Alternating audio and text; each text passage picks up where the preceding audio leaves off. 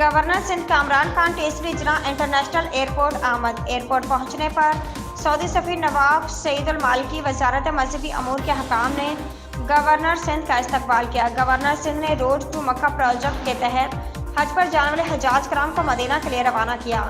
Saudi अरब के immigration और passport के चेयरमैन लेफ्टिनेंट जनरल सलेमान बिन अब्दुल अजीज, एडिशनल सेक्रेटरी मजहबी अमूर व दिगर शरीक। हुकूमत ने इस साल हजाज कराम के लिए सहूलियात की फराहमी को कम से कम अखराजात में यकीनी बनाया है। इस पर हुकूमत और ख़ास तौर पर वजारत मजहबी अमूर और बैनुल मज़ाहब हम आहंगी की कोशिशें लायक सताइश हैं।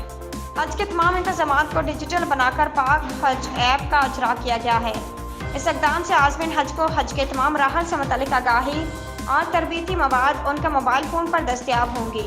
वो किसी भी परेशानी की सूरत में इसी ऐप के ज़रिए अपनी शिकायत का अंदराज करवा सकेंगे।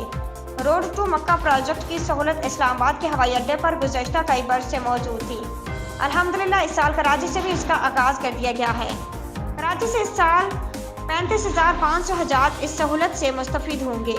इस सहूलत के तहत हजाज कराम पाकिस्तान में ही एयरपोर्ट से तमाम ज़रूरी क्लियरेंस के बाद सऊदी अरब में होटल में सामान वसूल कर पाएंगे।